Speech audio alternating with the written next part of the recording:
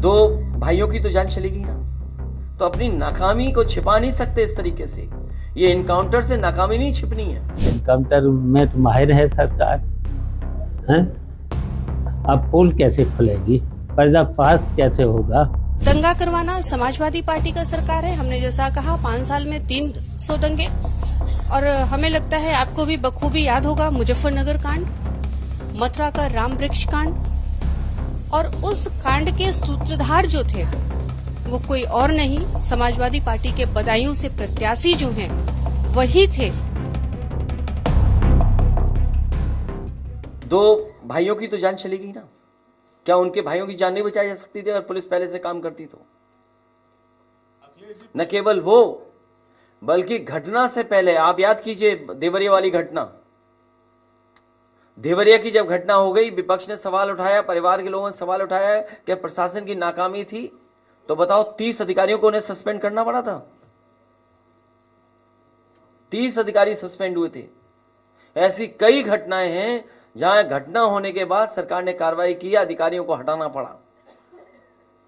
तो अपनी नाकामी को छिपा नहीं सकते इस तरीके से। ये इनकाउंटर से नाकामी नहीं छिपनी है। मुझे याद है जौनपुर में फेक इनकाउंटर किया गया।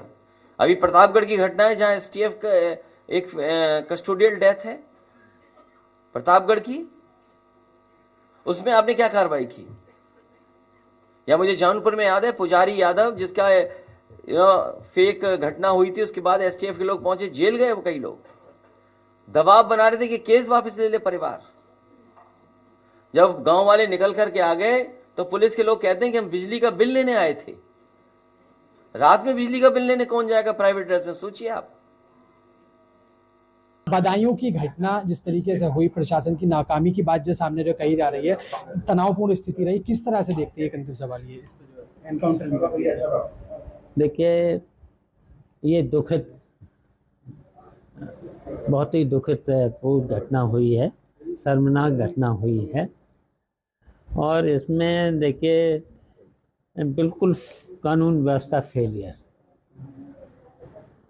और देखिए, अब चलिए हम जिला प्रशासन को एक मुलजिम पकड़ लिया है, एक मुलजिम तो अभी तक नहीं पकड़ पाए हैं, लेकिन चलिए एक तो पकड़ लिया, एनकाउंटर कर दिया। हाँ एनकाउंटर कर दिया है, एनकाउंटर में तो माहिर है सरकार, हैं? अब पुल कैसे खुलेगी, पर्दाफाश कैसे होगा? अगर उसे एनकाउंटर की जगह पहले पर्दाफाश करना चाहिए था, क्यों घटना हुई, कैसे घटना हुई, तो सही तथ्य आते। कल इस जघन्य अपराध को करने वाले व्यक्ति को भी पुलिस प्रशासन ने 3 घंटे के अंदर मुठभेड़ में ढेर कर दिया। ये लॉ एंड ऑर्डर का फेलियर नहीं है। सपा के कुछ नेता मैम ये कह रहे हैं कि बीजेपी चुनाव आया है तो बीजेपी ही इस तरह की चीजें करवा रही है। हमने अभी कहा कि ये समाजवादी पार्टी का कार्य रहा है।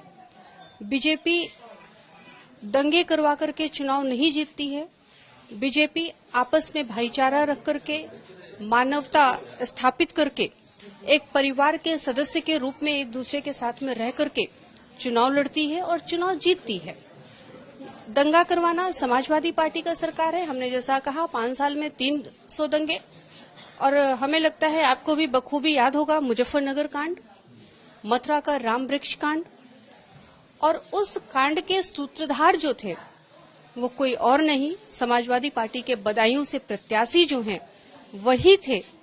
और 1 महीने उनके टिकट घोषित हुए हो गए थे, वो नहीं आए, और जब आए भी तो मात्र 3 से 4 दिन के अंदर इस घटना का घटित होना कहीं न कहीं उनके कहे गए वाक्यों से मैं तुलना करती हूं, क्योंकि उन्होंने खुल करके हमारे पत्रकार बंधुओं को ये कहा था कि मैं बदायूं आ गया हूं, सब ठीक हो जाएगा।